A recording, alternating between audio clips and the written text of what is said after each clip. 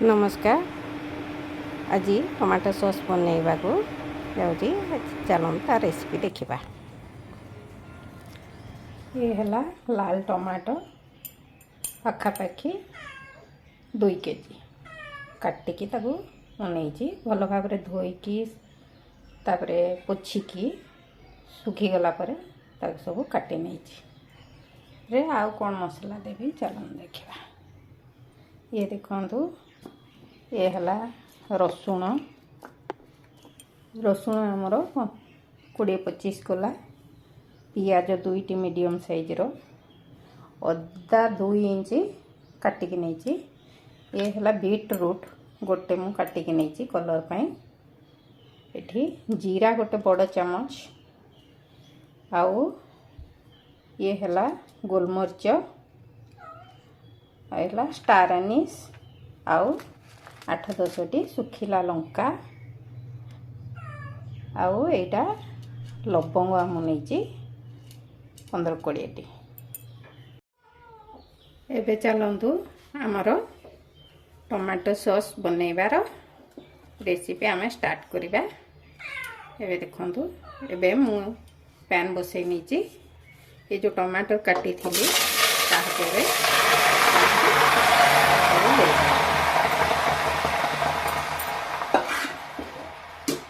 देला परे जो आम पियाज रसुण बीटरूट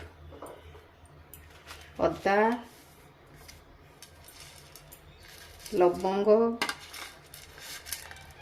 गोलमरीच जीरा स्टार एनिस आउ दालचीनी भी अच्छी दालचीनी आउ सुखिला लंका सबू जहाँ अच्छी आम ताधर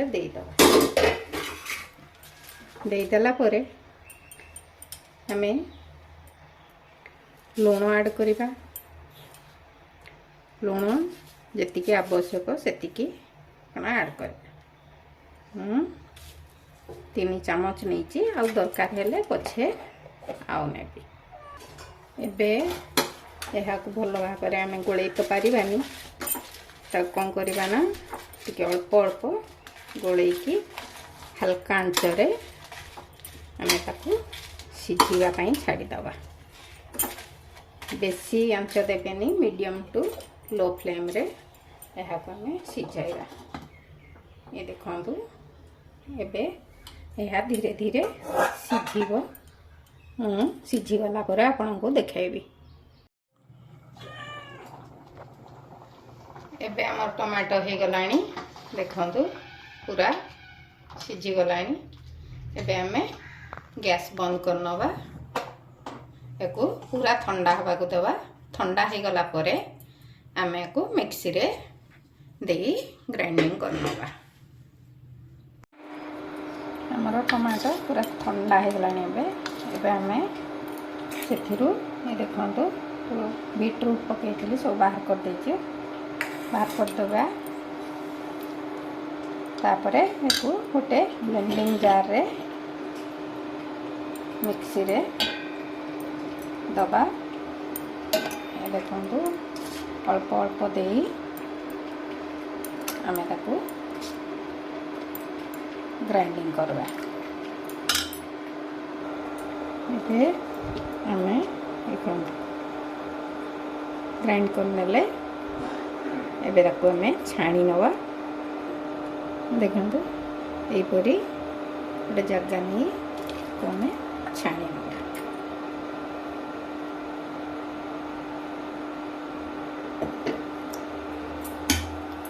भल भाव एपरी आम छाणी नवा।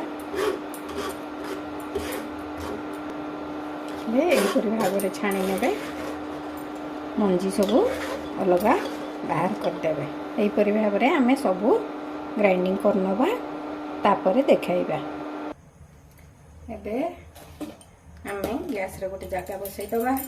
जो टमाटर को आम छाणी की नहीं थिले एबे ताहाकू सेथिरे देइदबा। ये देखो चीनी एबे हम चीनी दबा।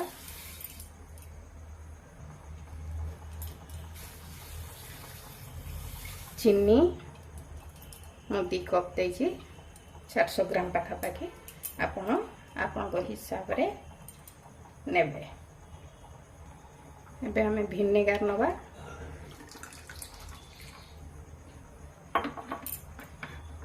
ଏବେ ଭଲ ଭାବରେ ଗୋଳେଇ ନେବା।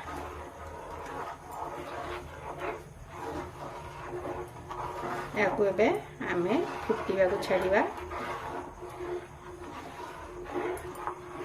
कलर जदि आपण आउ चाहंती मत आउ दरकार नहीं, एना म बीटरूट देइथिली कलर बढ़िया आसीची।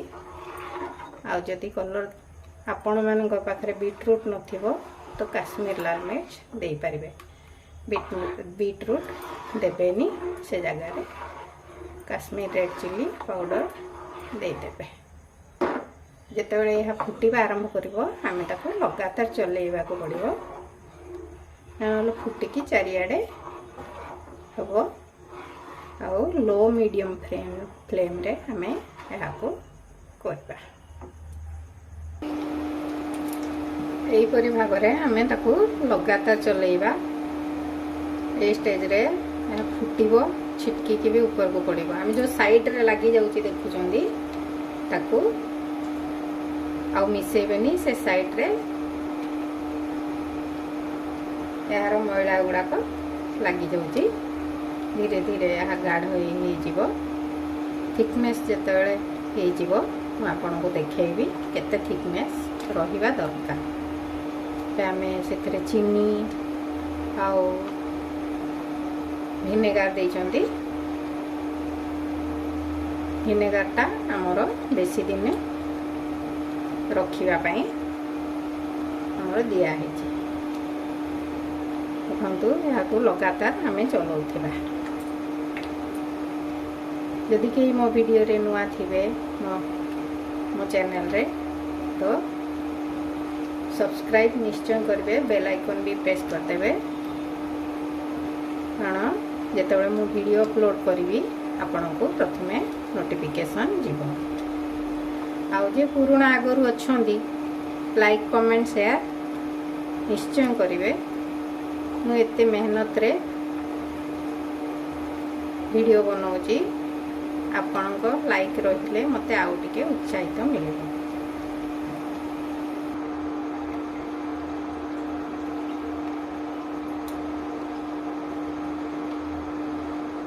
ଏବେ ଦେଖନ୍ତୁ ଆମର ହେଇ ଆସିଲାଣି, थिकनेस भी आसलानी। ଏବେ लास्ट को सिट्रिक एसिड अल्प 1/4 टीस्पून आम दबा देकी टिके समय फुटई नवा। तापरे आमर रेडी हो टमाटो सॉस, टमाटो केचप। यह ठंडा है आम या बोतल में पुरेबा।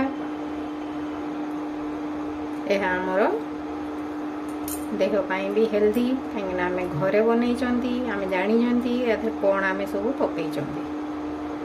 यहीपरि भाव में आम घरे करिकी निजे खाई परिबा, छुआ मान को दे परिबा। छुआ को हेल्थ पाई घरे बनईकी खाइबाटा निहाती जरूरी। 5 मिनिट फुटीगला मुझे आपको देखा। एबे देखंतु आम टिके चेक कर नवा। ये देखंतु धीरे धीरे आमर बढ़ुची, आमर रेडी हो गला। एबे आम गैस बंद कर दबा। ठंडा हेले आमे ताकू बोतल रे पुरेबा। एबे आमर सॉस पूरा ठंडा हो गलानी। चलंतु बोतल रे पसैबा। बोतल रे पसैया पई प्रथम बोतल को भल भाव रे गरम पानी देकी धोईकी भल भाव रे सुखाई नेबे।